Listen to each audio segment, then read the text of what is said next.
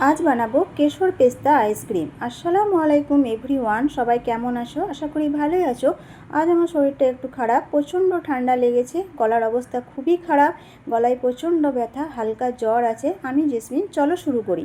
তার জন্য একটা বাটিতে নিলাম হাফ কাপ গরম দুধ, পরিমাণ মতো কেশর দিয়ে ভিজিয়ে রাখলাম আধ ঘন্টা।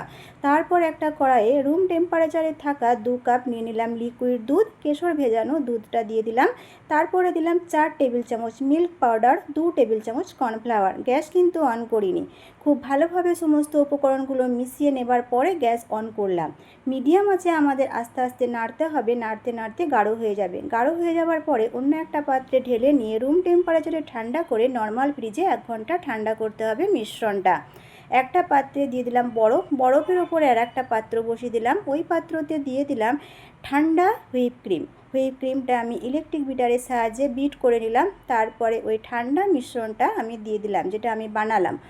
মিষ্টির জন্য আমি এখানে ব্যবহার করছি কনডেন্স মিল্ক, তোমরা গুঁড়ো চিনিও ব্যবহার করতে পারো। কেশর পেস্তা এসেন্স দিয়ে দিলাম 2 থেকে 3 ফোঁটা।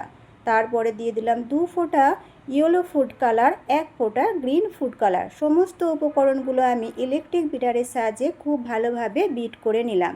তারপর একটা টিফিন কৌটো নিলাম আমি আইসক্রিমটা জমানোর জন্য। আমি এটা সন্ধেবেলা করছি। যেহেতু কেশর পেস্তা আইসক্রিম, সেই জন্য পেস্তাকে গুঁড়ো করে ওপরে ছড়িয়ে দিলাম। দেখতেও সুন্দর লাগবে আর খেতেও কিন্তু দারুণ লাগবে।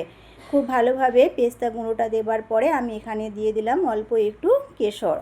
দিয়ে দেওয়ার পরে এর ওপরে আমি ঢাকা দিয়ে দেবো অ্যালুমিনিয়াম পেপার। অ্যালুমিনিয়াম পেপার দিয়ে ঢাকাটা দিতেই হবে, না হলে আইসক্রিমের ওপরে বরফ জমে যাবে। আইসক্রিমের ওপরে বরফ জমে গেলে কিন্তু আইসক্রিমটা খেতে ভালো লাগবে না। খুব ভালোভাবে ঢাকা দিয়ে আমি সারা রাতের জন্য ডিপ ফ্রিজে রেখে দিলাম। ফ্রিজটা হাই করে দিলাম। সারা রাত রেখে দেবার পর আমার সকালেই বসে গিয়েছিলো, আমি দুপুরে বার করছি। দেখো কি সুন্দর বসেছি। যদি ভালো লাগে লাইক করো।